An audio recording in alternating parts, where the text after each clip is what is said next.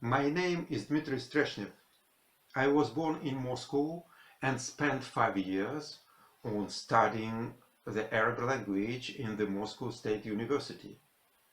It was my father's fault, as at the time when I left school, he was a Soviet news agency TASS correspondent in Iraq, and I have heard lots of interesting stories from him about the Arab countries, so unusual and exotic for us Europeans.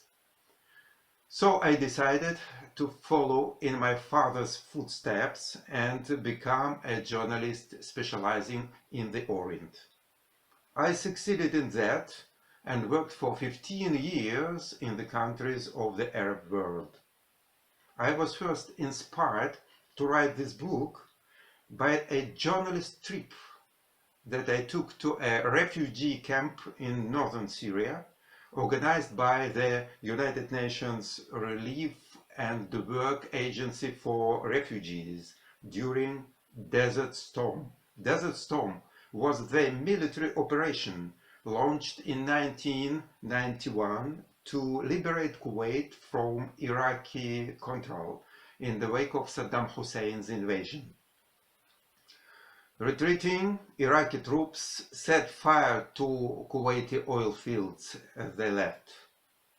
In short, the apocalypse visited the region. We journalists had been taken to the refugee camp to see a group of foreign workers evacuated from Iraq. But when we arrived, the promised workers were absent. Instead, we found a group of Yazidi Kurds. So the scene where the main hero meets a Kurdish girl is described from life. On my return to Damascus, I learned that one of American pilots shot down over Iraq had been lucky enough to bail out of his plane and parachute to safety in neighboring Syria in the south of the country. He was handed over to United States representatives since the Syrian government's sympathies were with the Allies. Immediately, a story appeared in my mind.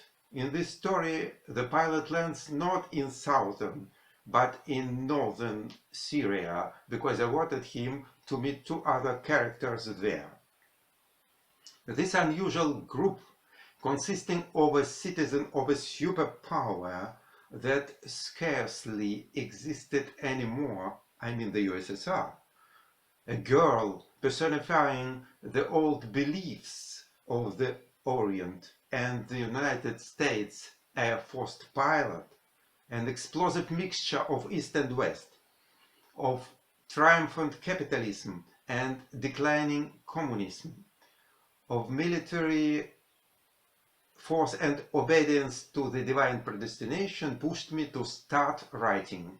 The world was changing quickly after the USSR began to disintegrate.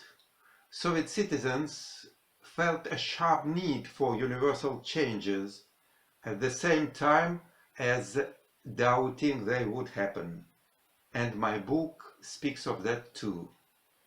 That's why the Yazidi girl became the main character of the novel and gave the book its name, because she reminds us of the possibility that there is a God who maybe knows the answers.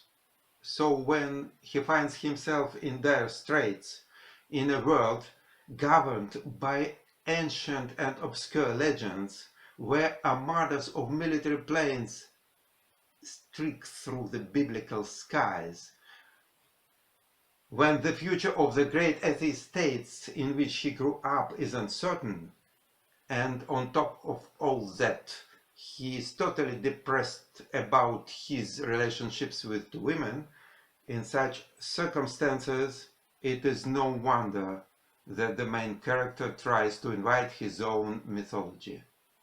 The presence of the Yazidi girl provides an exotic frame for this story.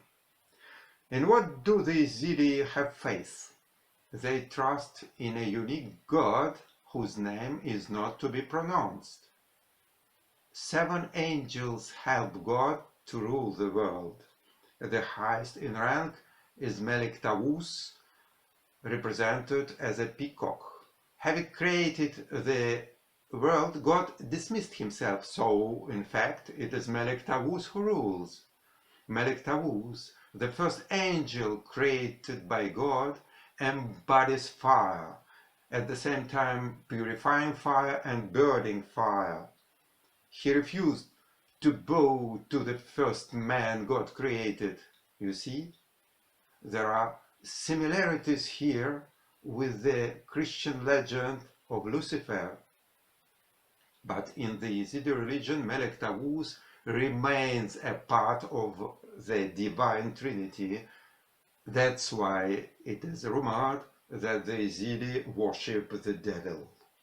In my novel, it is Melek Taus, the most exotic and mysterious personage, who appears to the main character as he tries, with the angel's assistance, to puzzle out some global riddles and solve his personal problems. By the way, the Al-Hawl refugee camp, where some events in the novel occur, still exists. Such is immutable Middle East reality. But today, the camp serves as a detention center for Islamic Jihad militants and their families.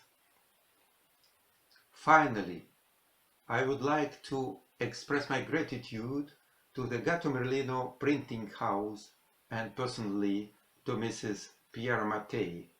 I highly appreciate that the Gattomerlino gave me the chance to get the Italian readers acquainted with my novel, The Yazidi Girl. I also would like to thank the translator Irina, who did a hard job. I hope that this novel will touch you so as to sharpen your feelings and broaden your thinking.